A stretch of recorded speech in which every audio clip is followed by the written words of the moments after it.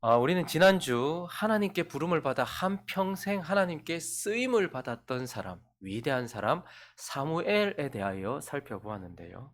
오늘은 성경에서 하나님께서 버리셨다라는 표현이 기록된 사람, 하나님께 부름을 받았지만 곧 하나님께 버림을 받은 사람, 사울이라는 사람에 대해서 좀 살펴보려고 합니다. 우리가 잘 알고 있는 이 사울은 먼저 성경에 등장할 때 매우 준수한 사람이다라고 소개되면서 등장을 하고 있습니다. 사무엘상 9장 1절과 2절 오늘 본문 말씀을 보시면요. 베냐민 지파의 기스라는 사람, 유력한 사람이 있었습니다. 그러니까 사울의 아버지인데 아벨의 아들, 수룰의 손자, 베고라스의 증손, 아비아의 현손, 베냐민 지파 사람이다라고 말하면서 2절을 읽어볼까요? 시작.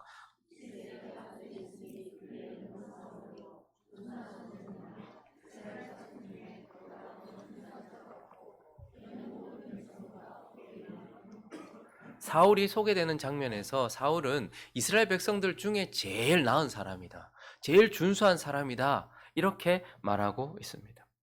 그리고 사울은 우리가 잘 아는 것처럼 이스라엘이라는 하나님의 나라의 첫 번째 왕위에 올라앉은 첫 번째 초대 왕이 되었던 사람입니다. 그래서 사무엘상 10장 24절을 보시면 사무엘이 모든 백성에게 이르되 너희는 여호와께서 택하신 자를 보느냐?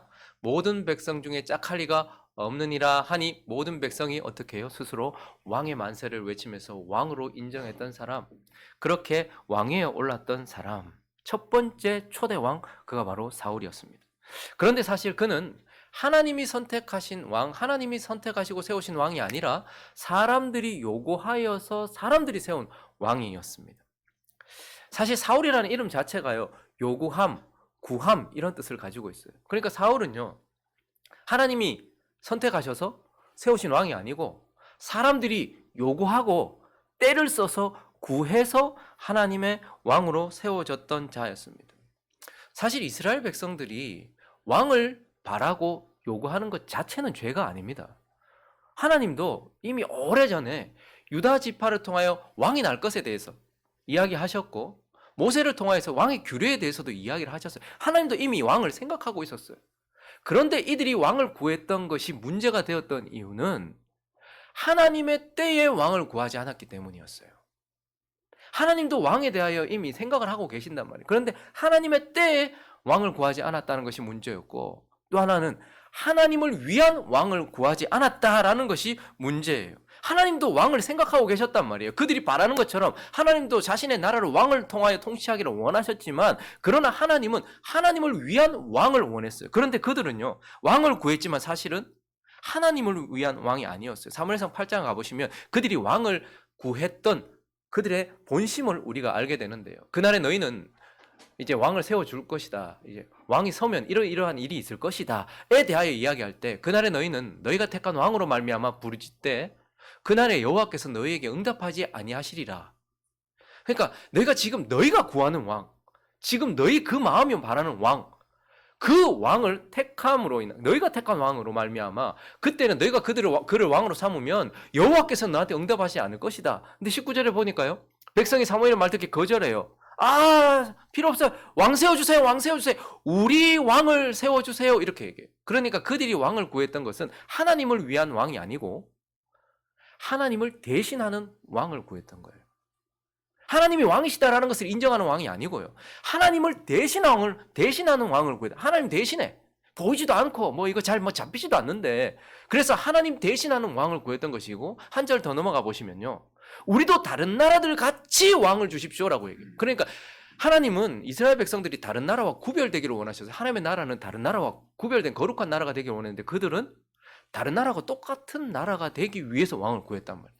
그리고 무엇보다도 우리의 왕이 우리를 다스리며 우리 앞에 나가서 우리의 싸움을 싸워야 할 것입니다. 그러니까 나를 위한 왕, 내가 원하는 것을 해주는 왕, 내가 시키는 대로 하는 왕, 내 뜻을 이루어주는 왕, 나를 위한 왕을 구했던 것이 문제였던 것입니다. 그래서요, 이렇게 왕을 구하는 이스라엘 백성들에 대해 사무엘이 싫어했던 이유가 바로 그것이었습니다. 그래서 8장 6절에 보시면 사무엘이 우리에게 왕을 주어 우리를 다스리게 해라 했을 때 사무엘이 그것을 기뻐하지 않았어요. 왜요? 그들은 하나님을 위한 왕을 하나님의 때에 구한 것이 아니고 자신을 위한 왕을 자신의 때에 구하고 있었기 때문에 사무엘이 싫어했어요. 그리고요, 하나님은요, 분노하시면서 왕을 세웠다 이렇게 얘기합니다. 호세아서 13장으로 가보시면요. 전에 네가 이르기를 내게 왕과 지도자를 주소서 너희가 떼었지 하였느니라. 네 모든 성읍에서 너를 구원할 자 곧 네 왕이 이제 어디 있느냐 내 재판장은 어디 있느냐라고 말씀하시면서 내가 그때 너희가 왕 세워달라고 왕 주세요 나를 위한 왕 주세요라고 했을 때에 내가 분노함으로 뭘 줬다? 네게 왕을 주고 진노함으로 패하였다. 그러니까 하나님께서 사울을 세우셨다라는 것이 아니고 백성들이 구하고 요청하는 것을 어쩔 수 없이 하나님께서 어떻게 하셨다? 허용하셨다는 거예요. 그때에 사무엘은 이 구하는 왕을 싫어했었고 하나님은요 화가 나셨다는 거예요. 하나님을 버리고 하나님 대신할 왕 그러한 왕을 구했기 때문에 하나님은 분노함으로 세웠다. 그래서 사울은 하나님이 선택하여 세운 왕이 아니고 사람들이 떼써서 자신들이 세운 왕 그가 바로 사울이었던 것이고 그래서 그는요 채 2년도 가지 않아서 왕으로 부름받은 자리에서 하나님을 버리고 하나님께 거역하였고 결국 하나님께 버림받은 왕이 되었다라는 것을 보게 돼요. 사무엘상 15장으로 가보시면요 23절에 사무엘이 정말 너무 안타까워서 그런 말을 하고 있는 거예요. 그가 불순종하는 것을 아무렇지도 않게 생각했을 때 거역하는 것은 점치는 죄 같고 완고한 것은 사실무사한 게 절하는 죄 같은데 왕이 여호와의 말씀을 버렸고 여호와께서도 그래서 왕을 버려 왕이 되지 못하게 하셨나이다. 하나님께서 버렸다라고 사무엘을 통해서 선포합니다. 그리고 16장 1절에도 얘기합니다. 여호와께서 사무엘에게 이르시되 내가 이미 사울을 버려 이스라엘 왕이 되지 못하게 하였다라고 이렇게 말하고 있는 거예요. 그래서 그는 하나님께 부름을 받았지만 하나님을 버렸고 하나님께 거역하여 하나님도 버린 인생, 하나님이 버린 인생이 되었고 결국은 사도행전에 가면 사울이 40년 동안 통치했다 이렇게 나와요. 그러니까 그가 채 2년도 되지 않아서 하나님께 버림을 받았거든요. 그러니까 그의 평생을 그의 남은 시간을 하나님 없이 그 자리에서 살다가 비참한 최후를 맞이하는 비운의 인물이 되었다는 것을 보게 되었어요. 이 사울의 마지막을 보시면 31장 가볼까요? 블레셋 전쟁이 나갔어요. 블레셋 사람들이 사울과 그의 아들들을 추격했는데 사울의 아들 요나단, 아비나답, 말기수아를 사울 앞에서 죽였다. 자신의 아들이 그 왕의 아들은 단순히 그냥 자녀가 아니잖아요.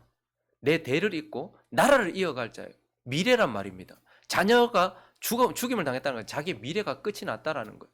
사울이 자기의 눈앞에서 자기의 자녀들이 죽는 것을 보았어요. 계속 볼까요? 사울이 패전했어요. 활 쏘는 자가 따라잡으니 사울이 활에 맞아서 중상을 입었어요. 보통 이러면 하나님께서 구원해 주시거나 이렇게 피할 길을 주시거나 하지 않겠어요? 그런데요. 그가 무기든 자에게 이거 도저히 안 되겠다 해서 네 칼을 빼어서 나를 찌르라 이렇게 얘기해요. 내가 할례 받지 끝까지 자기 자존심 내가 그래도 이스라엘 왕인데 하나님께 도움을 요청하지는 않고 무기든 자에게 칼로 나 죽여라. 내가 할례 받지 않은 자들이 와서 나를 찌르고 모욕할까 두렵다 하니 무기든 자가 얼마나 두려웠겠어요. 왕을 죽이라고 하니까 그것도 초대 왕인데 할 수 없잖아요. 감히 행하지 못해. 그래서 어떻게 했던가? 사울이 자기의 아들이 죽는 것을 보았고 자기의 칼을 뽑아서 자신이 스스로 목숨을 끊어버렸다. 무기든 자도 사울이 죽은 것을 보고 칼 위에 엎드려서 함께 죽었다 이렇게 얘기해요.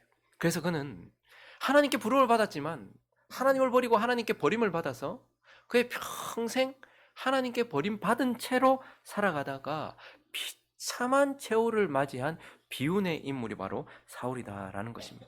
그래서 오늘은 이 하나님께 부름받았지만 결국 버림을 받은 이 사울이라는 인물을 살펴보면서 하나님이 사울에 대한 이야기를 길게 하시면서 우리에게 꼭 하시고자 하는 메시지가 무엇인지 그 인생을 통해서 우리가 배워야 될 교훈 한 두 가지로 나누어서 살펴보려고 합니다.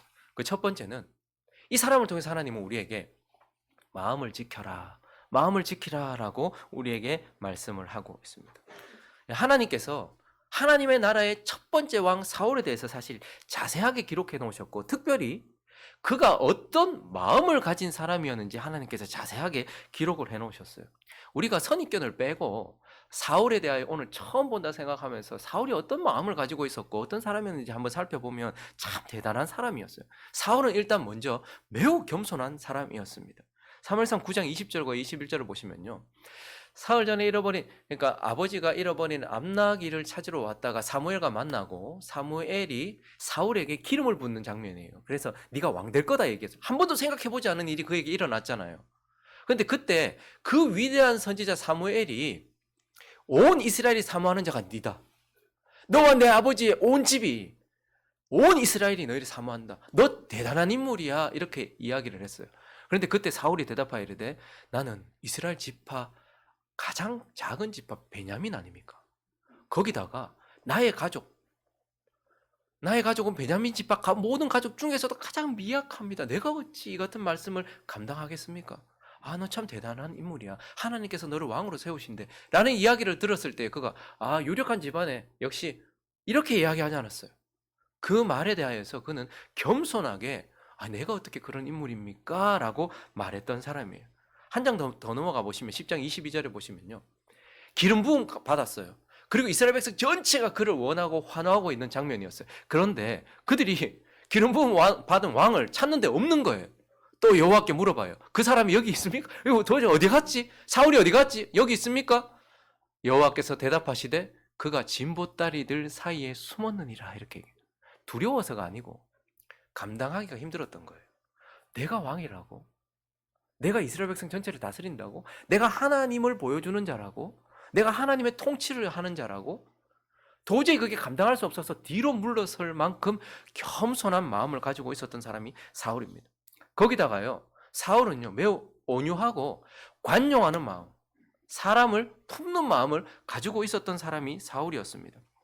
10장 27절을 보시면요, 그가 사무엘이 기름 부어서 왕으로 세움 받았던 그날에 어떤 불량배는 이르되 이 사람이 어떻게 우리를 구원하겠느냐 하고 멸시하며 예물을 바치지 아니하였다. 여러분, 내가 지금 오늘부터 왕이 돼요. 그런데 딱 그날에 저런 식으로 딱 한다. 그러면 왕위를 위하여, 통치권을 위하여서 제일 먼저 제거돼야 될 인물 아니겠습니까? 그 말을 딱 하는 그 순간에 그는 잠잠하였더라. 그냥 내버려뒀다. 이렇게 말하고 있어요. 그런 사람도 품고 있었단 말이에요. 내가 왕이라고? 웃기고 있네. 예물도 드리지 않았던 그런 사람을 품고서도 잠잠히 있었던 사람이 사울이었습니다. 그리고요, 이후에 암몬 족속과 전쟁이 일어났을 때 사울이 큰 승리를 거두었어요. 그때 사람들이 너무나 좋아가지고 역시 사울 대단하다는 것을 인정하면서 뭐라고 얘기했냐면 11장 12절을 보시면 백성이 사무엘에게 이르되 사울이 어찌 우리를 다스리겠냐 한 자가 누구니까 그를 끌어내서 죽이겠습니다. 이때 역시 이 순간은 죽여도 되지 않겠습니까? 감히 이렇게 멋진 왕을, 이렇게 대단한 왕을 저게 왕이라고 말했던 그 사람부터 먼저 처단하십시다. 그렇게 얘기했을 때에도 사울이 이날은 사람을 죽이지 못한다. 여호와께서 오늘 우리 이스라엘 중에서 구원을 베푸신 좋은 날에 어찌 사람을 죽이겠느냐. 매우 관용적인 마음을 가지고 있었고 온유한 마음을 가지고 있었던 사람이 사울이었던 것입니다. 거기다가요, 사울은요 매우 담대한 마음을 가지고 있었던 사람입니다. 다시 암몬 족속과의 싸움이 일어났을 때 11장 1절과 2절을 보시면 암몬 사람 나하스, 암몬의 왕이요, 올라와서 길르앗 야베스 사람들을 막 괴롭혔어요. 그러니까 이 야베스 사람들이 그 나하스에게 가서 우리 언약하자. 내가 너 섬길게. 그러니까 우리 너무 괴롭히지 말고 네가 원하는 거 줄게. 이렇게 이야기했어요. 그런데 이 암몬 사람 나하스가 그들에게 이르되 오늘 오른쪽 눈 다 빼야 너희와 언약하자. 절대 안 한다 이거예요. 멸시하는 거예요. 하나님의 백성들을 우습게 보는 거예요. 내가 온 이스라엘을 모욕하겠다라고 말하면서 이렇게 이야기했어요. 그런데 그때 6절을 보시면요, 사울이 이 말을 들을 때에 하나님의 영이 크게 감동돼 큰 거룩한 분노가 일어서 감히 하나님의 백성을 향하여, 감히 하나님을 향하여 모욕과 수치를 드러내고 있는 저들.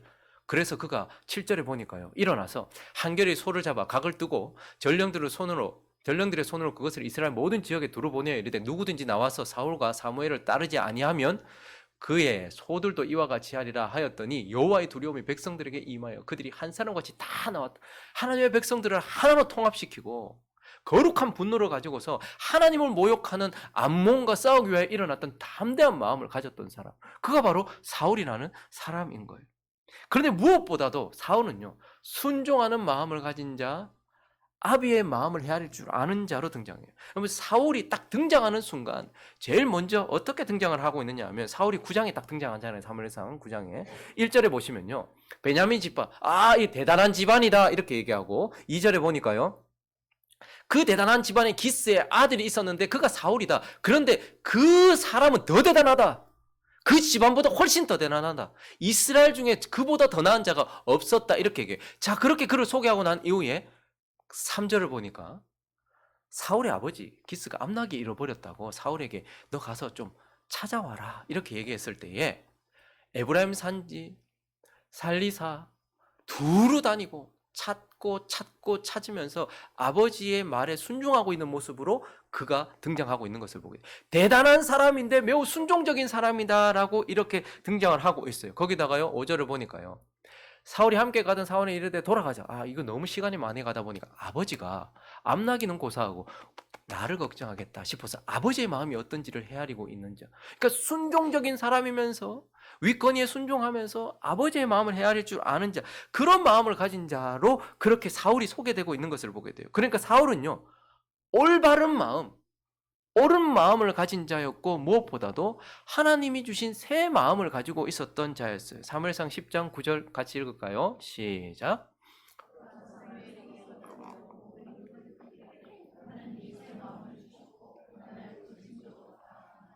그런 옳은 마음을 가지고 있었던 사람이었고 하나님께서 그에게 새 마음을 주셨다.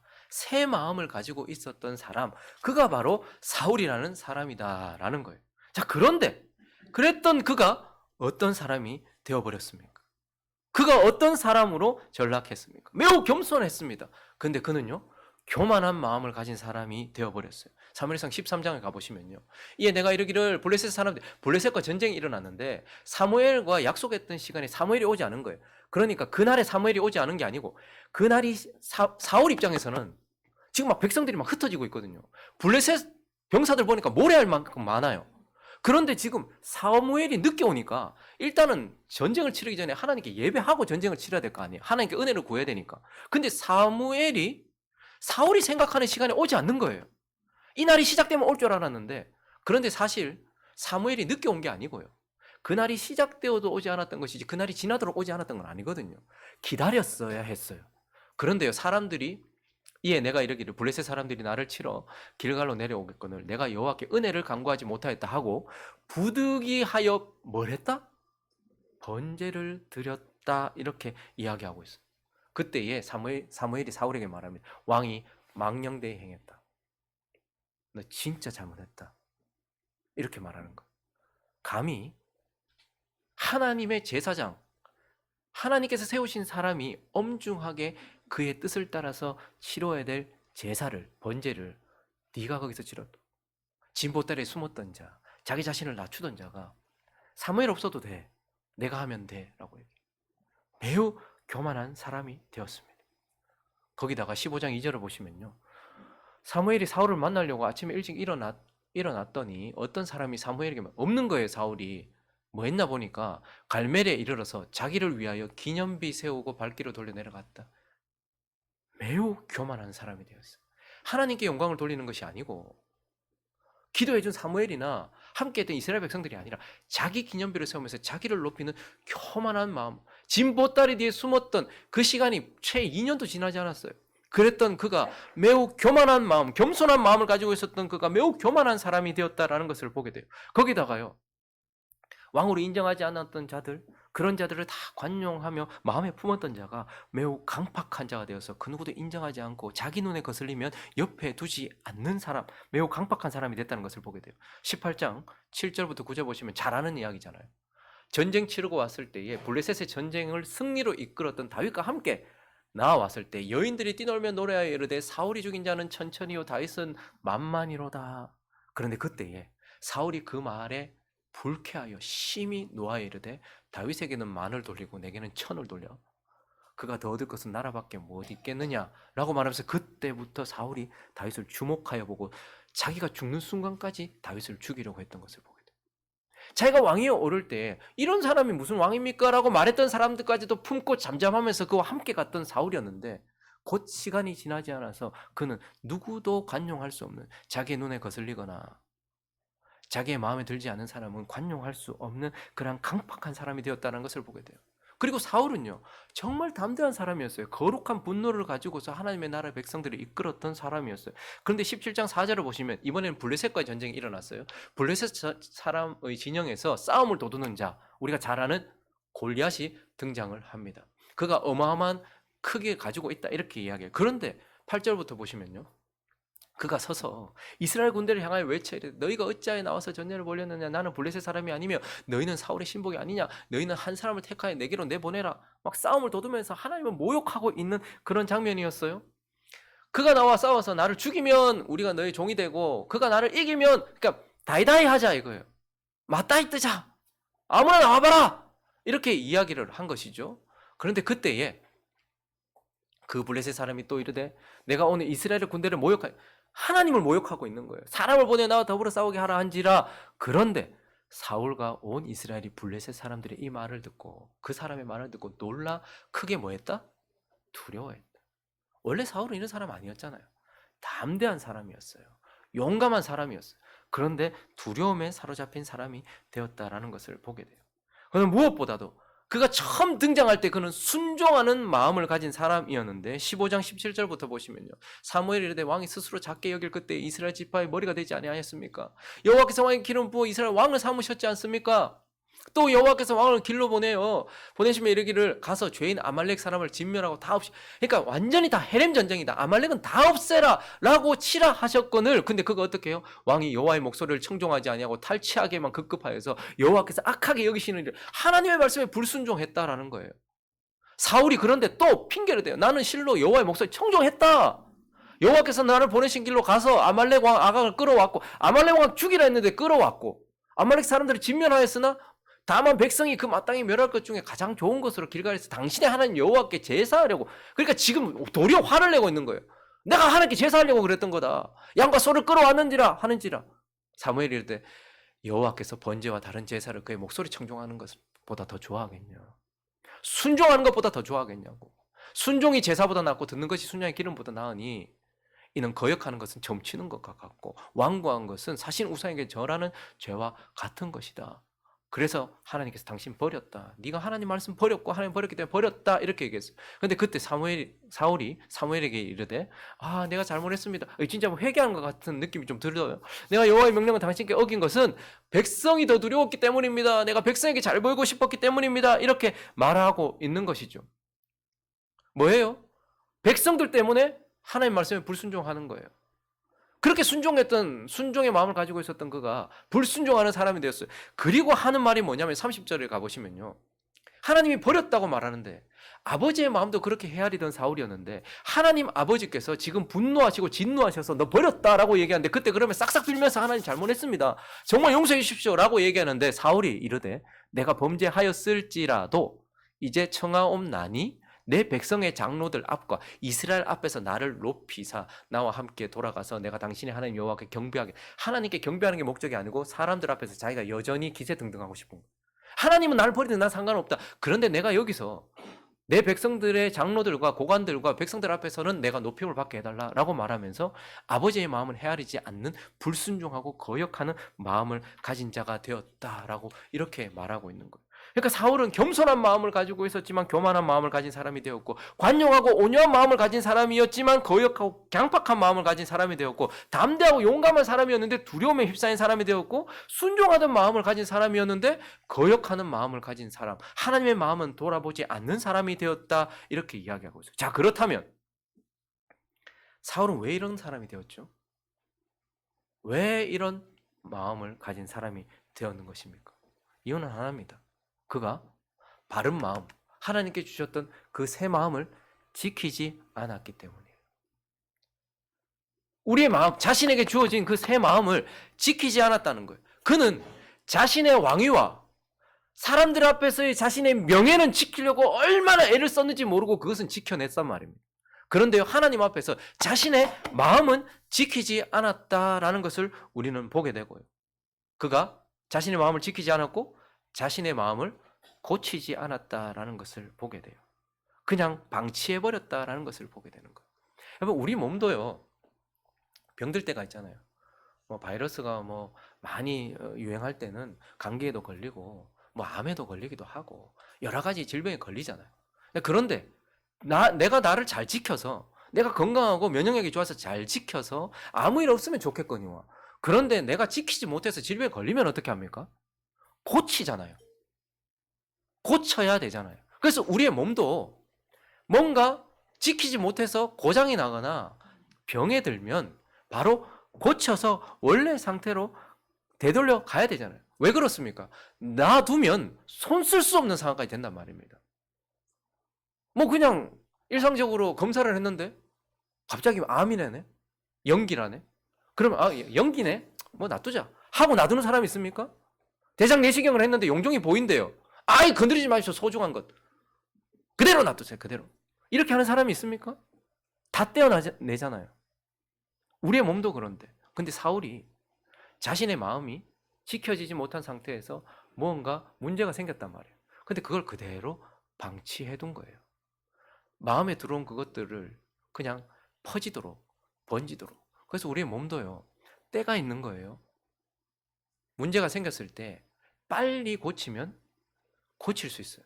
그런데요, 의사에게 들을 수 있는 제일 최악의 말은 너무 늦었습니다라는 거예요. 그러면 그 말은 일찍 왔으면 고칠 수 있었다는 거예요. 그런데 시간이 지나면 어떻다는 거예요? 손 쓸 수 없는 상황이 될 수도 있다는 거예요. 사울은 마음을 지키지 않았을 뿐만 아니라 손을 쓰지 않았어요. 그래서 방치해 두었단 말이에요. 그래서 그의 마음은 더 이상 손 쓸 수 없는 지경에까지 갔다는 것을 보게 돼요. 그러면 사울은 참 안타까운 인물이에요.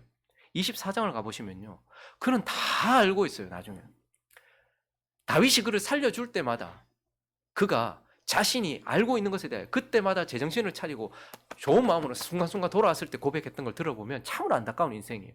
다윗이 사울에게 이같이 말하기를 마침에, 다윗이 내가 당신한테 뭘 잘못했냐? 난 진짜 너무 부당하지 않냐? 그리고 난 당신을 살려줬고 당신을 선대했다. 다윗이 사울에게 이같이 말하기를 마침에 사울이 이르되 내 아들 다윗아 이것이 내 목소리냐 하고 소리를 높여 울어요. 그러니까 자기가 이렇게 하고 있는 게 잘못이라는 것도 알고 지금 자기가 이러고 싶지 않다는 마음도 있었겠죠. 다윗에게 이르되 나는 너를 학대하되 너는 나를 선대하고 너는 나보다 의롭도다. 네가 나 선대한 것을 오늘 나타냈나니 하나님께서 여호와께서 나를 내 손에 넘기셨으나 네가 나를 죽이지 아니하였도다. 사람이 그의 원수를 만나면 그를 평안히 가게 하겠느냐? 네가 오늘 내게 행한 일로 말미암아 여호와께서 내게 손으로 갚으시기를 하나님이 네게 복 주시기를 원하노라. 보라, 나는 네가 반드시 왕이 될 거 안다. 이미 아는 거예요. 자기가 버림받은 것도 알고 그리고 하나님이 다윗을 왕으로 세우셨구나라는 것도 알아요. 왕이 될 것을 알고 이스라엘 나라가 네 손에 견고히 설 것을 안다. 그런즉 너는 내 후손은 끊지 아니하며 내 아버지 집에서 내 이름을 멸시하지 아니할 것을 이제 여호와 이름으로 내게 맹세하라. 지금 이 사울은 다 알고 있어요. 다윗이 사울에게 맹세하고 사울은 집으로 돌아가고 다윗과 그의 사람은 요새로 돌아갔다. 사울은 지금 알고 있어요. 하나님 나를 떠나셨다.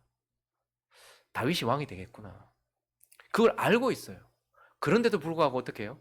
이제 더 이상 손 쓸 수 없는 지경이 이르렀다라는 거. 한 구절 더 볼까요? 26절을 가보실까요? 또 한 번 살려줬을 때 사울이 이르되 내가 회개까지 해요. 나 진짜 잘못했다. 내 아들 다윗아 돌아오라. 네가 오늘 내 생명을 귀하게 여겼은즉 내가 다시는 너를 해하려 하지 아니하리라. 진짜 다짐도 해보는 거예요. 내가 다시는 술 안 먹을게. 내가 다시는 담배 안 피게. 내가 다시는 욕 안 할게. 내가 다시는 그렇게 안 할게. 사람들 앞에서 그렇게 했어요. 내가 다시는 도박 안 할게. 내가 다시는 그런 거 안 할게. 내가 어리석은 일을 하였으니 대단히 잘못되었도다. 선포했단 말입니다. 다윗이 대답하여 이르되 왕은 창을 보소서 한 소년을 보내어 가져가게 하소서. 여호와께서 사람에게 그의 공의와 신실을 따라 갚으시리니 이는 여호와께서 오늘 왕을 내 손에 넘기셨다. 하나님은 네 죽이라고 나한테 넘겼는데 나는 손을 들어 여호와의 기름 부음 받은 자를 치기를 원하지 아니하였음이니라. 오늘 왕의 생명을 내가 중히 여긴 것 같이 내 생명을 여호와께서 하나님께서 내 생명을 중히 여기셔서 모든 환난에서 나를 구하여 내시기를 바라나이다 하니라. 사울이 다윗에게 이르되 내 아들 다윗아 네가 복이 있을지로 네가 큰 일을 행하겠고 반드시 승리를 얻으리라. 그리고 또 서로 각기 자기 길로 갔다 이렇게 이야기를 하고 있어요. 그러니까 사울은요 알아요. 지적으로도 알고요. 마음도 눈물도 흘리고 알아요. 그런데요 어떻게 해요? 더 이상 이제 손 쓸 수 없는 상태까지 돼버린 거예요. 마음을 지키지 않았던 사울, 그리고 그 마음을 그대로 내버려뒀던 사울. 그래서 결국 그는 이러한 버림을 받았다는 거예요. 그래서 하나님께서 정말 원하시는 것, 하나님이 하나님의 백성들이 젖과 꿀이 흐르는 땅, 세상, 하나님이 복 주실 땅, 거기 가기 전에 가장 먼저 요구하시고 가장 강력하게 요구하신 것이 무엇이냐? 신명기 4장 9절을 볼까요? 읽어주십시오. 시작.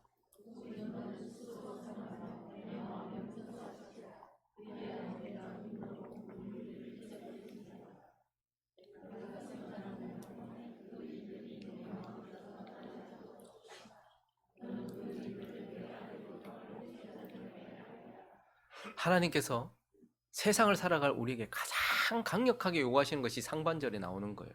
스스로 삼가라. 마음을 지켜라. 근데 힘써 지켜라. 이렇게 이야기하고 있어요. 그래서 하나님은요, 우리의 마음은 반드시 지켜야 될 성이고 가꾸어야 될 밭이며 무엇보다 생명의 근원이다. 이렇게 말하고 있는 거예요. 잠언 우리가 잘 아는 4장 23절 보면 모든 지킬 만한 것 중에 더욱 네 마음을 지키라. 생명의 근원이 이에서 남이니라. 이렇게 말씀하고 있는 것입니다. 오늘도 저와 여러분이 해야 되는 가장 중요한 것은 무엇이냐면 마음을 지키는 거예요. 우리의 마음이 얼마나 변덕스러운지, 또 우리의 대적은, 세상은 우리의 마음을 얼마나 집중적으로 공략하고 있는지 몰라요. 그래서 우리는 오늘도 가장 중요한 것, 그것을 지키는, 사울은 자신의 명예를 지키고 왕위를 지키는 것에 목숨을 걸었어요. 어떤 사람은 자기의 돈을 지키고 건강을 지키는 데 목숨을 걸어요. 근데 하나님은 우리에게 생명의 근원은 마음을 지키는 데서 난다라고 말해요. 그래서 오늘도 우리는 우리의 마음을 지켜야 됩니다. 근데 우리가 지켜도 침투될 때가 있어요. 강팍한 마음이 우리 안에 들어오고, 거짓된 마음이 우리 안에 들어오고, 음란한 마음이 우리 안에 들어오고, 미워하는 마음이 우리 안에 들어왔을 때 그때는 어떻게 해야 될까요? 용종을 발견하는 순간 떼지 다음 달에 떼겠습니다라고 말하는 사람이 없어요. 마찬가지로 마음에 딱 분별이 되는 그 순간에 그걸 제거하는 것이 가장 빨라요. 누군가는 미워하는 마음이 있을 때 그것이 내 마음에 더 이상 퍼져서 내가 손쓸 수 없는 상황이 되기 전에 우리는 그걸 고쳐야 된단 말입니다. 마음을 지켜야 된다라고 우리에게 말씀하고 있어요. 그래서 하나님이 눈물을 흘리시면서 버리셨던 이 한 사람, 이 사울을 통하여서 마음을 지키지 않았던 이 한 사람의 이 처참한 모습을 우리에게 보여주시면서 우리에게 오늘도 마음을 지키라. 지금 네 마음은 어떤 상태이냐? 지금 네 마음에는 무엇이 들어오려고 하고 너는 지금 어떤 마음 상태로 있느냐라고 말씀하시면서 우리에게 마음을 지키라라고 말씀을 하고 계시는 것입니다. 그리고 또 하나, 오늘 우리 한 가지 더 살펴볼 것. 이 사울을 통해서 하나님께서 우리를 향해 주시는 두 번째 교훈은 바로 연단을 받으라라는 것입니다. 그러면 사실 앞에서도 말씀드렸던 것처럼 사울은 하나님이 선택하여 세우신 왕이 아니에요. 분노로 그들이 하도 때를 쓰기에 그들이 원하는 왕으로 세워주셨을 뿐이에요. 그리고 결국 그가 하나님을 버렸고 하나님도 그를 버려서 버림받은 왕이었습니다. 자, 그런데 그렇다고 해서 하나님이 그를 임의로 대하셨습니까? 어차피 버림받을 거니까 임의로 대했냐 말입니다. 함부로 대했냐 말입니다. 대충 대하셨냐 말입니다. 아니에요. 하나님은 사울에게 모든 것을 다 주셨습니다. 우리가 다시 한번 살펴볼까요? 9장 2절을 다시 한번 보시면 유력한 집안의 베냐민 지파의 유력한 집안의 기스라는 사람의 아들이 사울인데 준수한 소년이다. 이스라엘 자손 중에 제일 준수한 소년이다 이렇게 얘기해요. 그러니까 인물이 잘났다 이런 걸 말하는 것이 아니고 외적인 모든 부분을 다 갖춘 사람이다 이렇게 말하고. 그래서 머리 하나 더 크다 이 말은 단순히 키가 컸다 이 말이 아니고 외적으로 봤을 때 흠이 없는 사람이었다는 거예요. 그러니까 하나님은 사울에게요 외모의 모든 부분을 다 주셨다라고 우리에게 말씀하고 있어요. 그리고요 거기다가 하나님은 그에게 외적인 것만 주셨습니까? 아니에요. 10장으로 넘어가 보시면요 6절을 보시면 네게는 여호와의 영이 크게 임하리니 너도 그들과 함께 예언을 하고 변화에 뭐가 되리라? 그는 외적인 부분만 다 가지고 있었던 사람이 아니에요. 하나님께서 새 사람을 만들려고 했던 사람이에요. 새 사람이 되리라 이렇게 말씀하셨어요. 그래서요 9절에 보시면 새 마음을 어떻게 하셨다? 주셨다라고 말. 그 다음 절 10절에 보시면요 그들이 산에 이를 때에 선지자의 무리가 그를 영접하고 하나님의 영이 누구에게 임했다? 새 영을 주셨다. 새 마음과 새 영을 주셨다. 사울은 외적인 모든 부분을 다 갖추고 있는 사람이기도 했지만 하나님이 새 마음과 새 영을 주신 사람이었다라고 이렇게 말하고 있어요. 거기다 그것만 주셨습니까? 자기 하나 잘난다고 나라가 통치됩니까? 10장 26절을 보시면요. 사울도 기브아 자기 집으로 갈 때에 마음이 하나님께 감동된 어떤 자들? 유력한 자들과 함께 갔다. 이 말은 뭐예요? 사울에게 하나님께서 필요한 사람들까지도 붙여주셨다는 거. 그러면 나라는 혼자 통치할 수 없습니다. 교회도 혼자 목양할 수 없어요. 그런데 하나님께서 유력한 자들을 그에게 붙여주셨다 이렇게 얘기했어요. 그래서 나라를 잘 통치할 수 있는 유력한 동력자들도 주셨고요. 무엇보다도 거룩을 이룰 수 있는 동력자도 주셨어요. 하나님께서 그에게 누구를 주셨어요? 사무엘을 주셨잖아요. 그러면 저처럼 허접한 목회자가 아니에요. 최고의 목회자였어요. 사무엘이라는 사람을 그에게 주셨어요. 거기다가 그의 아들은 어떻습니까? 요나단. 하나님이 있지 않은 사람 요나단. 거기다가 그의 사위는요, 다윗이에요. 그러니까 얼마나 대단한 사람들을 그에게 주셨습니까? 사실 사람들이 뭐 다윗은 만만이요, 자기는 천천히, 사울은 천천히, 다윗은 만만이다. 그래도 내가 천이고 다윗이 만이라도 하나님이 다윗을 나한테 줬잖아요. 그러면 사울이 천이고 다윗이 만인데 하나님이 다윗을 나한테 주셨잖아요. 그러면 나는 만천인 거잖아요, 사울은. 그렇게 생각하면 되잖아요. 그러니까 하나님이 그만큼 주셨다는 거예요. 아들 요나단도 주셨죠. 사위 다윗도 주셨죠. 거기다 최고의 선지자 사무엘까지 주셨죠. 유력한 자들 다 붙여주셨죠. 그러니까 하나님께서 다 주셨단 말이에요. 거기다가요, 11장 11절만 보시면 전쟁에 나가서 승리합니다. 사울이 백성을 3대로 나누고 새벽에 적진 한가운데로 들어가서 날이 더울 때까지 암몬 사람들을 쳤는데 남은 자가 다 흩어져서 둘도 함께 한 자가 없다. 완전히 초전박살을 냈다는 거예요. 승리도 주셨다는 거예요. 거기다가 그가 잘못할 때 하나님 기회도 주셨어요. 그러니까 하나님은 사울에게 모든 걸 다 주셨어요. 그런데 왜 사울은 실패했고 왜 사울은 결국 하나님께 버림을 받았습니까? 그 첫 번째 이유는 우리가 살펴봤고, 마음을 지키지 않았기 때문에. 또 하나 우리가 간과하지 말아야 될 것이 있습니다. 왜 그랬을까? 여러분, 다윗에게는 있는데 사울에게는 없는 것, 그리고 다윗에게는 있는데 솔로몬에게는 없는 것, 그게 뭘까요? 바로 연단입니다. 연단. 다윗은 오랜 기간 동안 연단을 받았고 그의 평생 하나님께 연단을 받았던 인생이에요. 그런데요, 사울은요, 연단이 없습니다. 솔로몬도요, 연단이 없습니다. 그래서 연단이 없었던 사울은 부름 받자마자 처음부터 하나님을 버렸어요. 그리고 연단이 없었던 솔로몬은요, 마지막에 하나님을 버렸다라는 것을 보게 돼요. 그래서 연단이란 하나님이 우리에게 주신 것을 감당하게 하는 필수 요소입니다. 즉, 하나님이 내게 주신 것이 복이 될 수 있도록 하는 것이 바로 연단이라는 거예요. 그리고 연단이란 하나님이 내게 주신 자리를 감당할 수 있게 하는 것이 연단이라는 거예요. 그러니까 여러분들이 뭔가를 기도할 때에 함께 구해야 돼요. 하나님 내게 1,000억을 주십시오라고 구했다면 1,000억을 감당할 수 있는 연단도 하나님 같이 주시려고 하는 거예요. 연단되지 않으면 1,000억은 복이 아니고 저주가 되는 거예요. 연단되지 않으면 그 자리는 나에게 저주가 되는 거예요. 그래서 하나님은 언제나 하나님이 선택한 사람은 연단하더라라는 것을 우리는 보게 되고, 그래서 하나님께서 왜 사울이 실패했느냐, 그 이유 중에 하나가 바로 그에게 연단이 없었고 연단받지 않으려고 했기 때문이다라는 것을 우리는 보게 되는 것입니다. 그래서 하나님이 선택한 사람들의 삶에는요, 처음부터 끝까지 연단이 있다라는 것을 보게 돼요. 그래서 하나님께서 예수님이 오시기 전 구약의 마지막 선지자 말라기, 그가 말하고 나서 400년 동안 하나님 침묵하십니다. 근데 마지막에 예수에 대한 그 예언을 하실 때에 예수를 어떻게 표현했냐면, 말라기 3장으로 가보시면요, 만군의 여호와가 이르노라. 그분이 이제 이 말 하시고 하늘을 닫으세요. 400년 동안 침묵 흐르죠. 마지막 하신 말씀에 예수 그리스도에 대하여서 예언하실 때에 만군의 여호와가 이르노라. 보라, 내가 내 사자를 보내리니 그가 내 앞에서 길을 준비할 것이요. 그 세례 요한을 말하는 것이죠. 엘리야를 말하는 것이죠. 또 너희가 구하는 바 주가 갑자기 그의 성전에 임하시리니, 셋째 주부터 했습니다. 시작.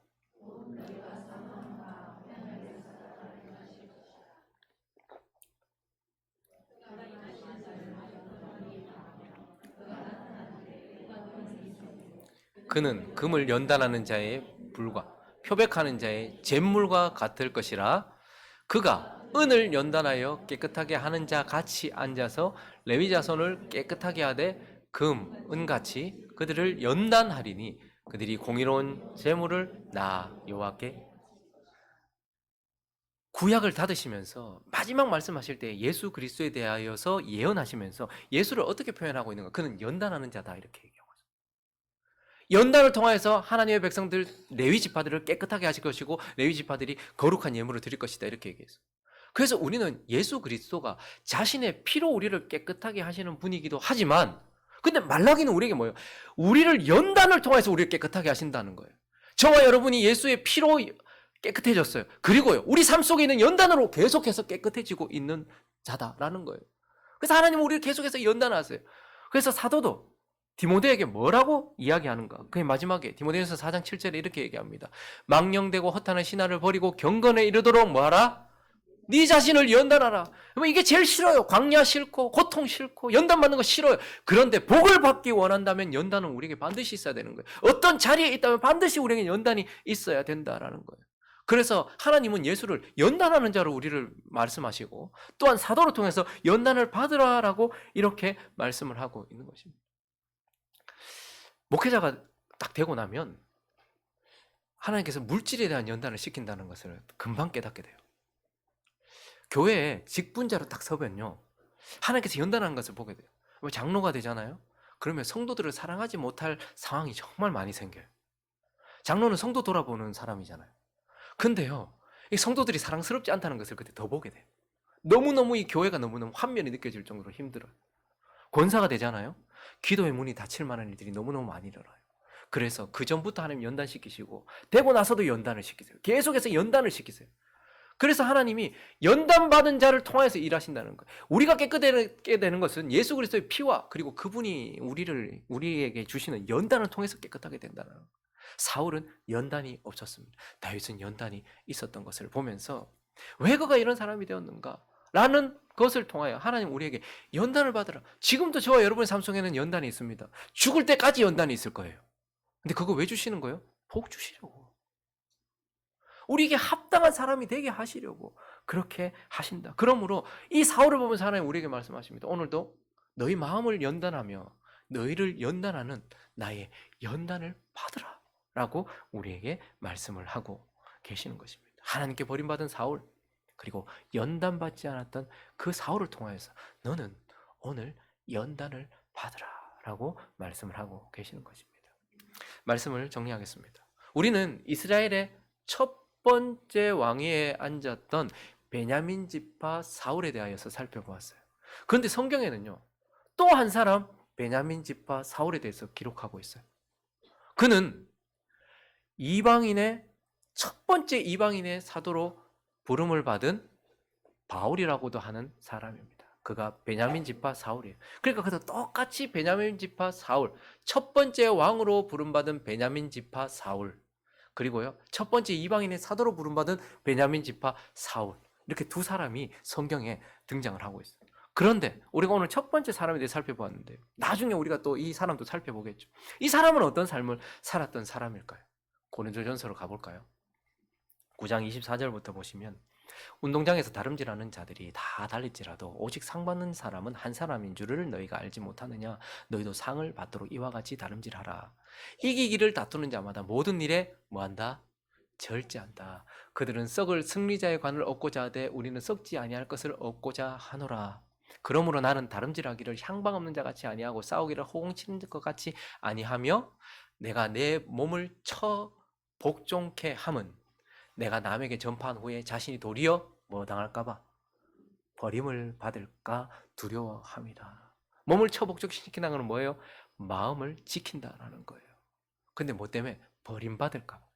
뭐 지금 바울은 자기가 하나님께 구원받았다가 구원받지 못하고 버림받을까 봐 두려워하는 것이 아니고 사도로 부름받았는데 더 이상 이제 쓸모없는 인생이 될까 봐 두려워하고 있는 거예요. 버림받을까 봐.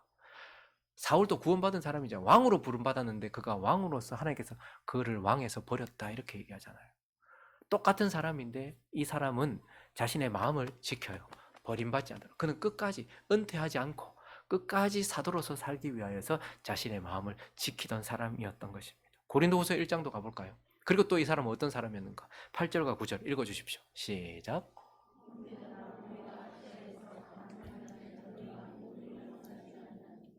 힘에 겹도록 심한 고난을 당하여 살 소망까지 끊어지고 우리는 우리 자신이 사형 선고를 받은 줄 알았습니다.